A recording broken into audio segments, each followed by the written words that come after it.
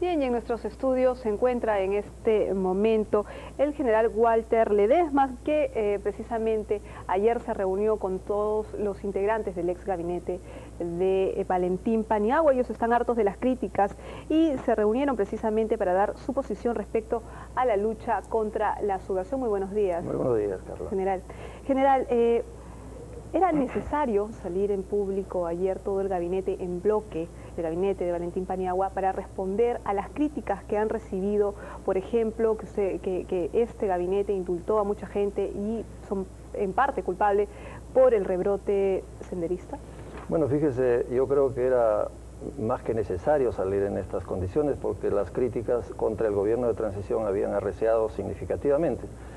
De tal manera de que hemos salido a expresar nuestra verdad, lo que hicimos durante el gobierno de transición. En el caso del sector defensa, a pesar de la disminución del presupuesto que fue realizado por el Congreso de la República, mantuvimos una actividad permanente para combatir el terrorismo. Realizamos cerca de 7.421 operaciones de patrullaje, realizamos 115 operaciones especiales contra el terrorismo, con resultados más que evidentes. Se capturaron cerca de 150 o más terroristas, se recuperaron cerca de 52 armas, 4 radioportátiles, entre otros logros, por cierto. Pero lo más importante que este quehacer permitió que el proceso electoral, las elecciones generales del año 2001, en su primera y segunda vuelta, se realizara sin ningún contratiempo por la presencia de elementos armados cuya política siempre fue interferir con los procesos electorales. General, una consulta. Usted menciona precisamente que se redujeron algunas bases antisubversivas en algunas zonas por que se les cortó el presupuesto, pero en todo caso no se debió priorizar esto porque si ustedes sabían que no había terminado todavía la lucha contra los terroristas y que había el peligro pues de que sucediera lo que sucedió en este momento. La activación o desactivación de las bases contrasubversivas responde a necesidades estrictamente militares y obviamente hay factores determinantes como por ejemplo la reducción del presupuesto que limita la posibilidad de realizar la logística necesaria a determinadas bases. Pero debe tener en cuenta que los comandos militares son los que evalúan en su terreno cuáles son las bases que podrían desactivarse, y eso es lo que se hizo. Yo quiero destacar un hecho importante. El jefe de Ayacucho, por ejemplo, el año 2001 era el general Graham, que ahora está comandando las tropas que están en la zona de los valles del Lena y de la Purímac. En consecuencia, él tenía una misión y sabía qué medios emplear para poder cumplirla. Un factor, decía, es la reducción del presupuesto, pero hay otros factores. La necesidad de efectivos para poder dar garantía a cerca de 90.000 mesas electorales es un factor que hay que tener en cuenta. Entonces sí conocían la realidad, pero no contaban, digamos, con... pero ustedes no hicieron un pedido. Lo que quiero decirle es que nosotros fuimos al Congreso de la República a explicar las implicancias que tenía la reducción que se había efectuado tanto en el frente externo como en el frente interno. Esa información se trasladó también a la Comisión de Transferencia que como caso excepcional se realizó con exposiciones muy detalladas en todo el ámbito del sector defensa y finalmente se consolidó en la memoria del sector en donde se daban algunas recomendaciones para la gestión administrativa entrante. Yo le quiero decir adicionalmente, aparte de los factores de las elecciones, el factor de reducción de presupuesto, nosotros hicimos un reajuste adicional en la frontera frente al Putumayo, frente a Colombia, quiero decir.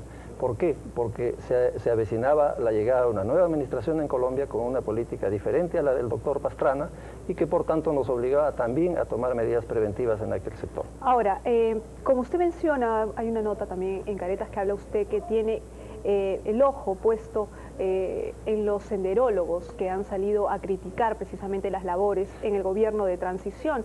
Y una de las cosas que dicen básicamente es que no se trabajó bien en esa época. Usted menciona que pusieron fuerzas en la frontera para evitar... se reajustó el dispositivo. Y ahora se habla de una posible fusión entre las FARC y Sendero Luminoso. Eso puede... Bueno, fíjese, yo no puedo afirmar de que puede haber una fusión, como usted la indica. Lo que puede haber sí es una imitación de los procedimientos que han utilizado en el país hermano de Colombia estas FARC y que en el Perú Sendero está tratando de imitar, vuelvo a reiterar, esos procedimientos en una zona de características muy similares, es decir, una presencia de cocaleros, de madereros, a los cuales los extorsionan para poder tener los recursos que les permita tener una nueva estrategia de acercamiento a la población en la búsqueda de una consolidación de un área de influencia. Actuar ahora eficaz y prontamente es imprescindible para que este foco no se amplíe. ¿Lo está haciendo el gobierno? Yo creo que se está haciendo, y eso es lo que hay que destacar.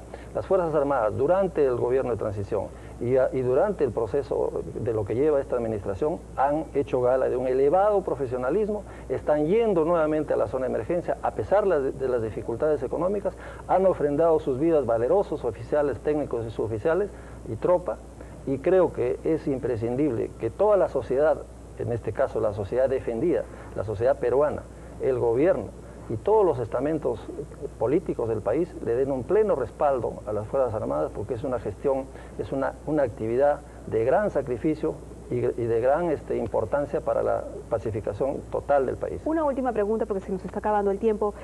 Se habla mucho sobre la lucha antisubversiva, pero también se menciona la flexibilización de los penales, de las condiciones carcelarias, que eso también habría ayudado e incentivado. En la conferencia del día de ayer, y esa es una de las otras razones por las cuales se ha reunido el ex gabinete del gobierno de transición en pleno, se ha mostrado la realidad carcelaria que se recibió desde el gobierno anterior, con vistas gráficas en donde se demuestra que los penales de máxima seguridad no eran tales.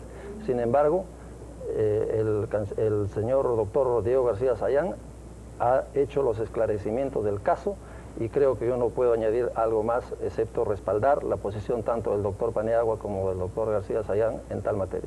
Muchísimas gracias, general Werther Ledesma, por haber acompañado aquí, estar aquí presente en de 6 a 9 para hablar sobre este tema y la reunión que sostuvieron ayer. Muchísimas gracias a usted. Muchas gracias. Y nosotros regresamos tras la pausa.